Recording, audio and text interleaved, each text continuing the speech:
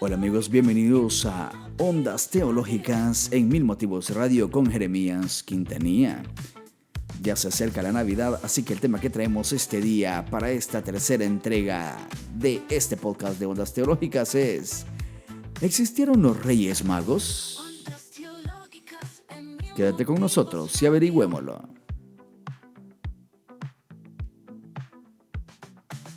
Ondas Teológicas en Mil Motivos Radio.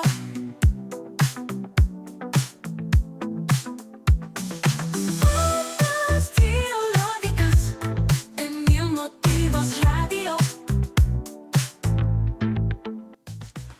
Una vez más, tenemos que mencionar que tomamos como base el libro del profesor Ariel Álvarez Valdés, que se llama ¿Cuál es el origen del diablo? Y otras 19 preguntas sobre la Biblia.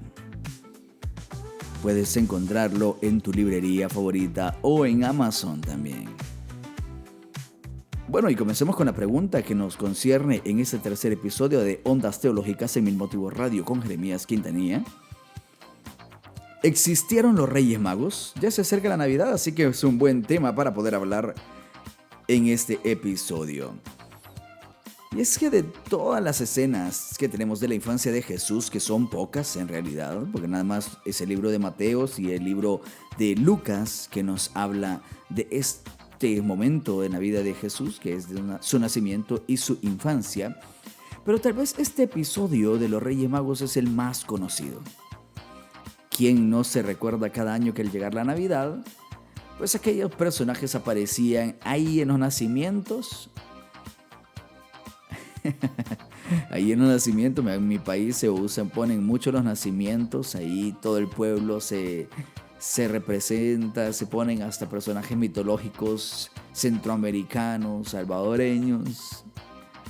Y ahí están los personajes, los Reyes Magos, los 3 Reyes Magos. Esos misteriosos personajes que arribaron a Belén desde tierras lejanas, envueltos en exóticos atuendos, y que ofrecen al niño Dios sus presentes como oro, incienso y mirra. Pero hay que observar que el único evangelista que conserva este relato es Mateo 2. Según él, procedían de algún lugar de Oriente y lograron encontrar a Jesús gracias a una misteriosa estrella que los guió en el camino. Esta estrella los guió hacia donde estaba precisamente en Belén el niño. El episodio está grabado en la mentalidad popular y millones de niños en el mundo creen que los Reyes Magos todavía siguen viniendo en la madrugada del 6 de enero, cuando se celebra el Día de los Reyes Magos en algunos países. Y que les deja ahí también algún presente, zapatos, ropa, juguetes. Pero ¿qué sabemos exactamente de estos magos? ¿De dónde venían? ¿Por qué desaparecieron de la historia sin dejar rastro, a pesar de que según el Evangelio tuvieron el mérito de ser los primeros extranjeros en descubrir al enviado de Dios en la tierra? Y que, por cierto, tuvieron acceso al palacio también de Herodes. Eran personas muy importantes. Ante todo, debemos tener en cuenta que Mateo no dice que los recién llegados eran 3. Importante dato curioso, tómalo en cuenta, anótalo.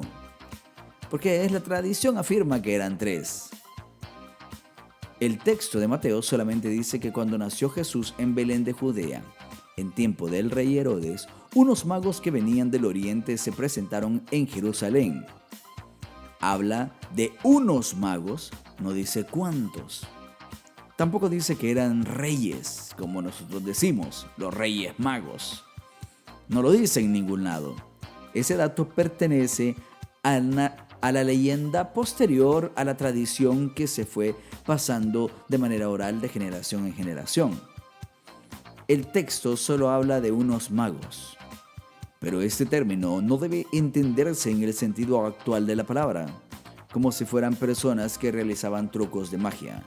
En la antigüedad se llamaban magos a los estudiosos de las ciencias naturales, es decir, a los sabios. En Génesis 41:8 lo podemos ver.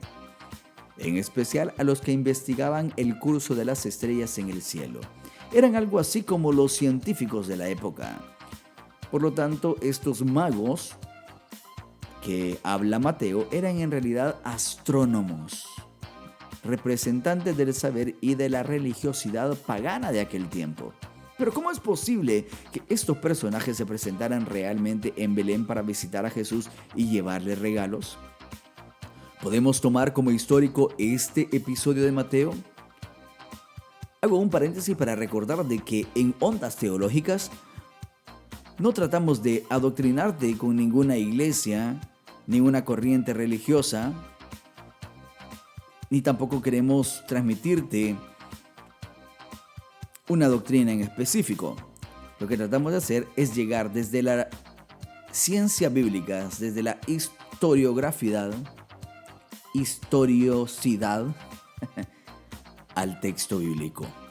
Y eso es lo que queremos presentarte aquí en Ondas Bíblicas, de una manera muy natural, muy conversatoria. Así que déjanos en tus comentarios cualquier pregunta para que en los próximos episodios podamos buscarte una respuesta. Volviendo al tema que nos compete este día, nos preguntábamos si es posible tomar como histórico este episodio de Mateo. Lo analizamos a la luz de la historia y del contexto del mismo Evangelio de Mateo. Y si lo vemos de esta manera, pues parece que no. ¿Pero por qué?, dirá alguno. Tranquilo, antes que cierres este podcast, déjame acompañarte, déjame explicarte por qué. Primero, dice Mateo que cuando los magos llegaron a Jerusalén, se presentaron diciendo: ¿dónde está el rey de los judíos que ha nacido? Pues vimos su estrella en el oriente y hemos venido a adorarlo. Mateo capítulo 2 y versículo 2. Es decir, que pudieron llegar a Jerusalén gracias a que una estrella los guió. Ahora bien, una estrella que conduzca a los magos desde oriente hasta Jerusalén, es decir, de este a oeste, luego los guíe de Jerusalén a Belén, o sea, de norte a sur, y finalmente se detenga sobre una casa, como afirma el texto, es un fenómeno astronómico imposible de aceptar. Por otra parte, tendría que haber quedado registrado en alguna crónica de la época, cosa que no sucedió. Nadie más vio esa famosa estrella. Según el Evangelio, cuando el rey Herodes se enteró de que los magos buscaban a un rey de los judíos, que no era él, pues se asustó enormemente, y agrega que toda Jerusalén también se asustó con él. Pero resulta sorprendente que los habitantes de Jerusalén se asustaran, ya que odiaban a Herodes y justamente esperaban con ansias la llegada del nuevo rey. Más bien, tendrían que haberse alegrado con esta noticia. A continuación dice el evangelista que Herodes convocó a todos los sumos sacerdotes y escribas del pueblo, y por ellos trataba de averiguar el lugar en donde habría de nacer el Cristo. Pero tal reunión resulta que además era improbable que sucediera, pues sabemos por los escritos y por la historia que los sacerdotes y los escribas de Jerusalén tenían muy mala relación con el rey Herodes, o con Herodes, y que el Sanedrín no estaba a su disposición desde que era el monarca unos años atrás, ya que éste había mandado asesinar a varios de sus miembros. Entonces había como enemistad, estaban desunidos, no había manera en que él los convocara y todos llegaran como llegaron los magos convocados por el faraón en Egipto en el libro de Éxodo. No hay manera en que ni el Sanedrín, ni los escribas, ni los sacerdotes pudieran llegar convocados por Herodes. Que los podrían haber amenazado. No había razón. Como cuarto punto, esta reunión convocada por Herodes, además de improbable, resulta también absurda, pues da a entender que el nacimiento del Mesías en Belén era un dato recóndito y que nadie lo sabía, o sea, era muy difícil de saberlo, según el texto, y que hubo que convocar a una junta de estudiosos y expertos para poder averiguarlo. Sin embargo, por el Evangelio de Juan conocemos que en aquel tiempo todo el mundo sabía que el Mesías tenía que nacer en Belén. Eso lo dice Juan capítulo 7, versículo 42. Por lo tanto, no hacía falta ninguna reunión de eruditos para averiguar este dato. Interesante, ¿verdad? Como quinto punto, tampoco es creíble la actitud de Herodes frente a los magos. Dice el texto que cuando logra averiguar que el supuesto rey de los judíos nació en Belén, los manda diciendo: vayan e infórmense con cuidado sobre ese niño, y cuando lo encuentren avísenme para que yo también vaya y le adore. Herodes no quiere ir a adorarlo, quiere ir a matarlo. Pero si Herodes está asustado por la posible aparición de un rival al trono, ¿cómo es que deposita toda su confianza en estos extraños personajes recién llegados desde el oriente y no manda al menos a unos hombres con ellos o a una escolta para que vayan a obtener toda la información que él necesita? Sexto, cuando gracias a los datos de los sacerdotes y escribas y también a la estrella que vuelve a guiarlos, los magos llegan por fin a Belén, dice Mateo que entraron en la casa, vieron al niño con María su madre y postrándose lo adoraron. Podemos imaginar el revuelo que causaría en una pequeña aldea de unos 1000 habitantes en aquel momento como era Belén, la llegada de esos insólitos visitantes de Oriente con una inusual carga de regalos, sobre todo que andaban pidiendo dónde quedarse y no tenían mucho dinero para pagar un buen lugar y terminaron en un establo. Ahora tenían oro. Hubiera sido un gran revuelto, la verdad. Sin embargo, cuando poco después llegaron los servicios de inteligencia de Herodes para apresar a Jesús, no fueron capaces de descubrir la casa donde había entrado esos magos. Y tuvieron que matar, como dice Mateo capítulo 2, a todos los niños de Belén y de sus alrededores.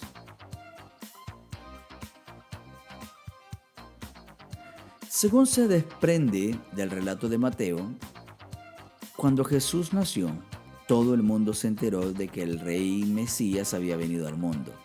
Herodes, Jerusalén entera, los sumos sacerdotes, los escribas, el pueblo de Belén, los judíos en general.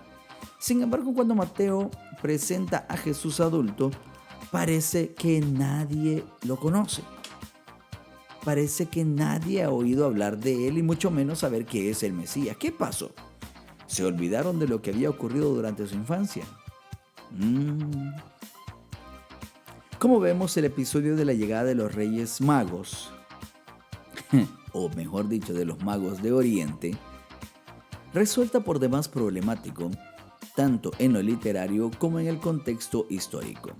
Es posible encontrar explicación para alguna de estas dificultades, pero para todas juntas es difícil hallar una respuesta.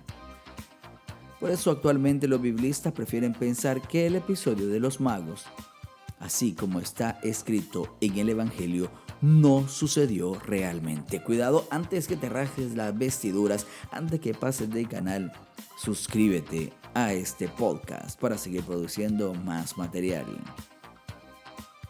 ¿Por qué entonces Mateo lo incluyó entre los sucesos de la infancia de Jesús? Para responder a esto debemos tener presente que Mateo compuso su evangelio para una comunidad cristiana de origen judío. Es decir, que tenía una formación y una cultura judías. Y los judíos estimaban a los grandes personajes del Antiguo Testamento. Ahora bien, como Mateo no tenía muchos detalles de la infancia de Jesús, decidió presentar su infancia basándose en algunos personajes del Antiguo Testamento, y entre ellos sobresalía la figura del rey Salomón. Según la Biblia, este monarca gozó de una gran sabiduría y una inteligencia tan extraordinaria como ningún otro rey las tuvo jamás, ni antes ni después de él. Así lo dice Primera de Reyes 3:12. Su ciencia fue superior no solo a la de otros reyes, sino a la de todos los sabios de Oriente. Lo dice el capítulo 4 y el versículo 9 del primer libro de Reyes.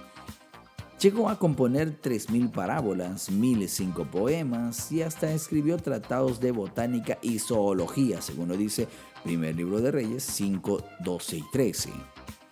Uno de los episodios más conocidos de la vida de Salomón era el de la visita de la reina de Saba, narrado en el libro de Reyes, en el capítulo 10, del 1 al 13. Los judíos solían contarlo con orgullo. Según este relato, un día se presentó en Jerusalén una reina anónima que venía de un país lejano llamado Saba, que había oído hablar de la extraordinaria fama del rey israelita y quería conocerlo y admirarlo personalmente.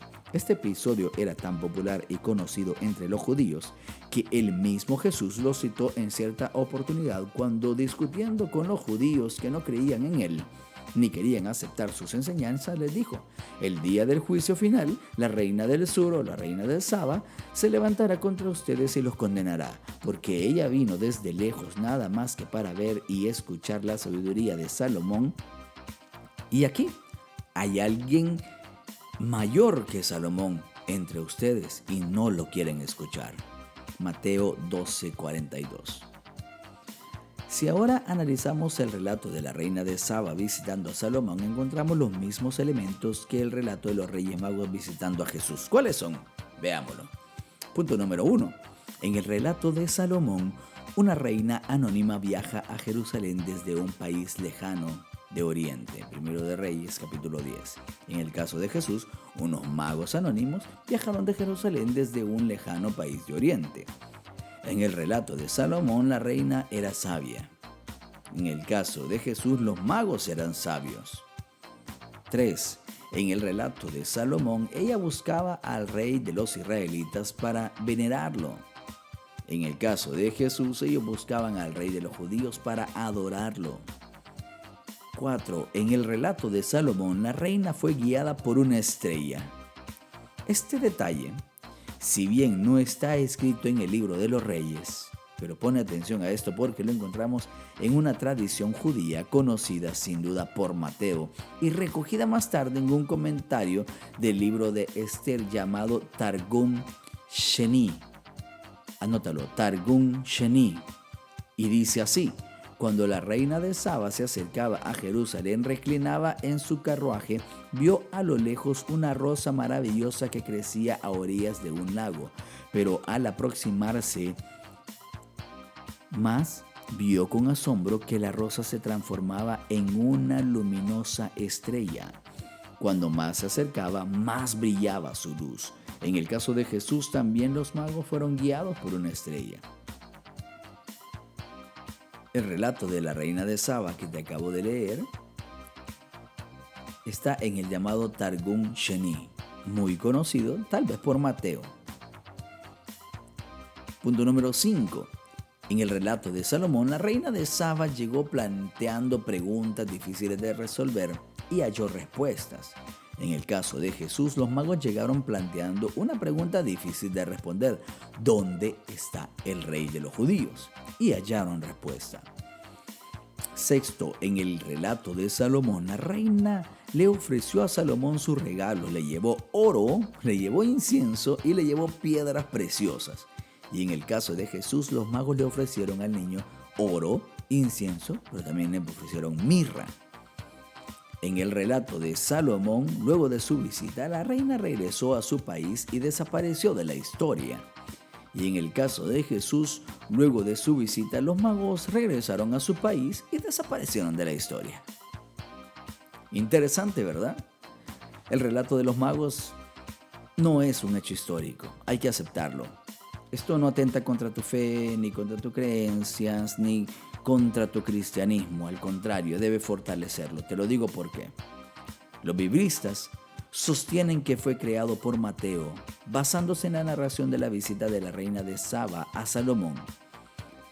Este modo de contar la vida de una persona era muy común entre los teólogos judíos de aquel tiempo, que más que la precisión histórica buscaban transmitir una enseñanza, un mensaje, una verdad de vida. Y los lectores de Mateo, al leer el relato de los magos, sin duda descubrieron el mensaje del evangelista, que Jesús era el nuevo Salomón, más grande aún que el anterior, el nuevo rey sabio enviado por Dios a la tierra con una sabiduría y unos conocimientos extraordinarios como nunca hubo antes en ningún ser humano, ni los habrá después. Por eso, cuando este niño sea adulto, habrá que oírlo con atención, aunque sus palabras resulten a veces desconcertantes, porque en él reside toda la sabiduría divina. Los misteriosos magos de Oriente que llegaron a Belén para visitar al niño Jesús cautivaron pronto la devoción y la fantasía popular de los cristianos. Y ahora vámonos a nuestro tiempo después, porque ya en el siglo II a estos se les convirtió en reyes. Y eso se debió a un salmo que dice: los reyes de Tarsis y de Saba le traerán regalos, todos los reyes se arrodillarán ante él, en el Salmo 72, versículo 10. Y se pensó que los magos eran estos reyes que habían venido a cumplir esta profecía. Esto no lo dice Mateo, esto lo interpretó más después la iglesia, lo interpretó la iglesia más después. Más tarde se fijó su número. Primero se pensó que eran 2, como se ve en una pintura tallada en las catacumbas de los santos Pedro y Marcelino en Roma. Puedes buscarlo ahí en Google. En el siglo III se reveló su número a 4, según las imágenes de la catacumba romana de Santa Domitila. Santa Domitila, búscalo ahí en Google, Santa Domitila. Y hasta se llegó a hablar de 12 magos en alguna lista de la Edad Media. Finalmente quedó fijo su número en 3, por ser los 3 los regalos que llevaban al niño: oro, incienso y mirra. Pronto se empezó a buscar el símbolo de estos regalos.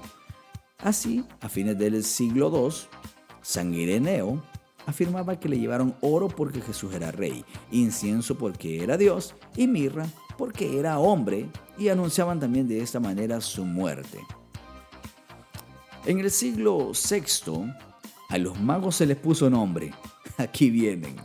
Hubo varias propuestas, pero terminó predominando la de Melchor, Gaspar y Baltasar, como les llamamos actualmente. Y en el siglo VIII se los imaginó, ahora que sí, había un blanco, un oriental y un negro. Bueno, hoy en día se imaginarían también que no tendría que ser 3, tendría que ser un montón que representen a todas las minorías. Bueno, pero ese es otro tema. Según una antigua tradición, los magos murieron en Persia y sus restos fueron llevados a Jerusalén. En el siglo IV, Santa Elena los descubrió y los trasladó a Constantinopla en el año 490. Más tarde, el emperador Manuel los donó al obispo de Milán, quien los llevó a la diócesis a principios del siglo XII. Pero en el año 1162, Federico Barbarroja saqueó la ciudad y trasladó los cuerpos a Colonia, en Alemania, en cuya catedral descansan actualmente, junto a una ingenua inscripción que dice: habiendo sufrido muchas penurias por el Evangelio, los 3 sabios se encontraron en Armenia en el año 54 después de Cristo para celebrar la Navidad. Después de la misa murieron San Melchor el 1 de enero a los 116 años, San Baltasar el 6 de enero a los 112 años y San Gaspar el 11 de enero a los 109 años. Sin embargo, los estudiosos han analizado los cofres y los restos y han descubierto que ahí yacen restos de 4 personas, 2 hombres y 2 mujeres. De hecho, los magos viajaron mucho más después de muertos que lo que viajaron en vida. Tantos misterios en la historia. San Mateo cuenta que cuando Jesús vino al mundo, unos magos del lejano oriente se enteraron de su nacimiento. No pertenecían al pueblo judío, ni conocían al Dios verdadero, ni practicaban la auténtica religión judía. Solo observaban los astros y estudiaban ciencias naturales, pero mediante la aparición de una estrella, Dios les hizo saber de la llegada del rey de los judíos a la tierra. También los sumos sacerdotes y los escribas judíos se enteraron del nacimiento del Mesías, pero por otro camino, leyendo las profecías de las Sagradas Escrituras. Finalmente, también el rey Herodes se enteró del nacimiento de Jesús por sus asesores políticos. El evangelista nos enseña que Dios quiere hablar con todos los hombres y para ello emplea el lenguaje que cada uno puede entender. A Herodes le habló a través de los consejeros, a los doctores de la ley a través de la Biblia, de las Escrituras, y a los magos a través de sus estudios astronómicos. Dios no rechaza a nadie, no excluye a nadie de la salvación, ni siquiera a los magos, que para la mentalidad judía de entonces eran extranjeros despreciados que vivían en medio de su ignorancia y sus creencias supersticiosas. Vana sabiduría, como le llamaría Pablo. También a ellos les dirigió la palabra y de una manera en que la pudieran entender. Y quiero terminar reflexionando, como lo hace el autor también, porque hoy en día, en que algunas personas dentro de las comunidades son despreciados, son marginados por uno u otro motivo, no encuentran un lugar en las iglesias, en las comunidades, a veces son excluidas en el nombre de Dios.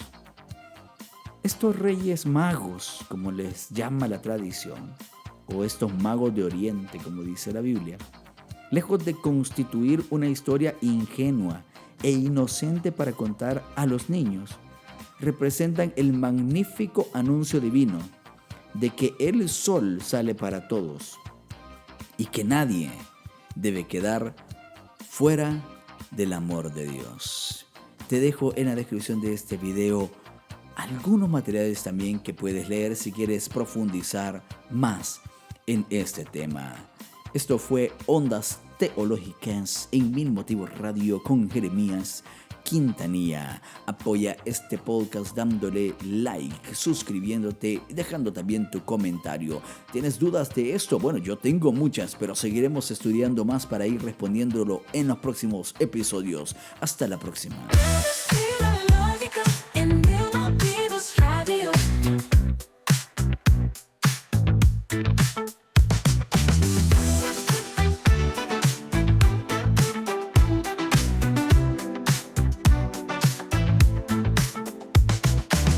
Ondas teológicas en Mil Motivos Radio.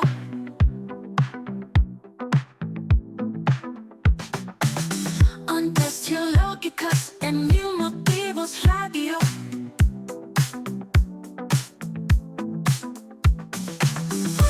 Ondas teológicas en Mil Motivos Radio. Ondas teológicas en Mil Motivos Radio. Ondas teológicas Radio.